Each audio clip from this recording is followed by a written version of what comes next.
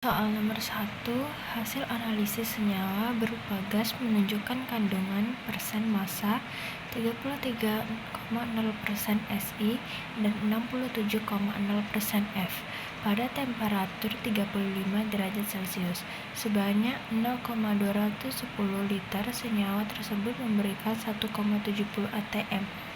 Jika massa 0,210 liter senyawa tersebut adalah 2,40 gram, maka rumus molekulnya adalah diketahui persen massa Si-nya sama dengan 33,0%, persen massa F-nya sama dengan 67,0%, volume gasnya sama dengan 0,210 liter, tekanan gasnya sama dengan 1,70 atm, massa gasnya sama dengan 2,40 gram, dan suhunya sama dengan 35 derajat Celcius diubah ke Kelvin jadi 308 Kelvin. Pertama-tama kita hitung dulu jumlah mol gas dengan persamaan gas ideal dengan rumus PV sama dengan N kali R kali T.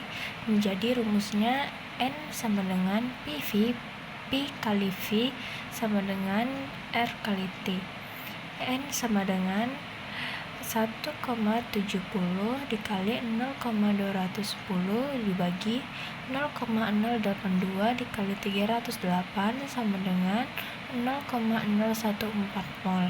Setelah itu kita hitung massa molar gasnya dengan rumus molar sama dengan massa gas per mol gas sama dengan 2,40 massa gasnya tadi sudah diketahui 2,40 per mol gasnya tadi sudah kita cari 0,014 sama dengan itu 170,2 gram per mol. Setelah itu kita tentukan rumus empiris senyawa dengan yang diketahui kandungan Si-nya 33%, 33,0% dan F-nya itu 67,0%. Terus habis itu kita cari dengan rumus mol Si sama dengan massa per massa molar.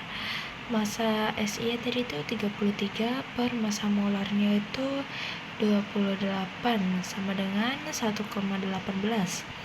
Yang kedua mol F-nya sama dengan massa per massa molar sama dengan massanya itu tadi 67 per massa molarnya 19 sama dengan 3,53.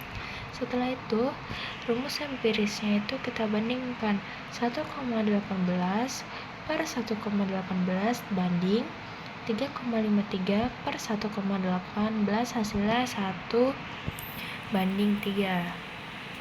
Setelah itu rumus empiris SiF3 memiliki massa 28,09 tambah 3 kali 18,998 sama dengan 85,08 gram per mol. Massa molar sebelumnya 170,2 gram per mol sehingga 170,2 per 85,08 sama dengan 2. Jadi rumus empiris untuk soal ini adalah Si2F6. Nomor 2, berapa massa NaCl yang terbentuk ketika 100 ml larutan NaOH 0,2 molar direaksikan dengan 100 ml larutan HCl 0,1 molar? Jawab, reaksi yang terbentuk yaitu NaOH tambah HCl menghasilkan NaCl plus H2O. Yang pertama kita lakukan untuk menentukan masanya, kita harus hitung masing-masing dari molnya. Pertama, mol NaOH dengan rumus N kali V sama dengan 0,2 kali 0,1 sama dengan 0,2 mol. Yang kedua, mol HCl sama dengan M kali V sama dengan 0,1 kali 0,1 sama dengan 0,1 mol. HCl adalah reaksi pembatas sehingga jumlah NaCl yang terbentuk juga 0,01 mol.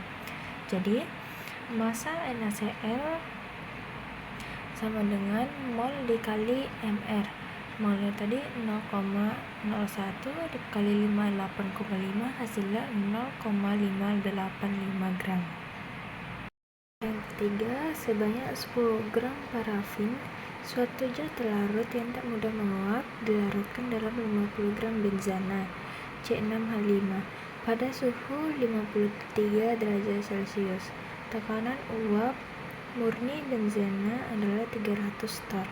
Tekanan uap larutan pada suhu tersebut adalah, kita gunakan hukum Raoult, yaitu P larutan sama dengan P pelarut kali X pelarut.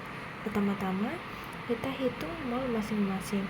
Mol parafin sama dengan MC20H42 sama dengan 10/282, hasilnya 0,0355 mol. Yang kedua, mol C6H5 sama dengan 50/78 sama dengan 0,641 mol. Yang kedua, kita hitung atau kita apain fraksi mol benzenanya, yaitu X benzena sama dengan mol benzena per N mol total sama dengan mol benzenanya itu 0,641 per mol totalnya itu 0,641 tambah 0,355 menghasilkan 0,947. Terakhir kita menghitung tekanan uap larutan, yaitu dengan rumus P larutan sama dengan 300 kali 0,947 sama dengan 208 torr. Keempat, soalnya molalitas senyawa paradiklorobenzena C6H4Cl2 dalam suatu larutan yang dibuat dengan cara melarutkan 2,65 gram dalam 50 ml benzena dengan kerapatan 0,879 gram per mili adalah. Pertama-tama kita harus tahu dulu molalitas dihitung dengan rumus molalitas sama dengan mol zat terlarut per kilogram per larut. Pertama-tama kita hitung mol paradiklorobenzenanya, yaitu mol C6H4Cl2 sama dengan 2,65 per 147 sama dengan 0,180 mol. Yang kedua, kita cari massa benzenanya sama dengan massa sama dengan 50 kali 0,879 sama dengan 43,95 gram. Kita ubah ke gram jadinya 0,04395 gram. Terakhir kita cari molalitasnya, sama dengan molalitas sama dengan 0,0180 per 0,04395 menghasilkan 0,41 molalitas. Jadi molalitasnya yaitu 0,41.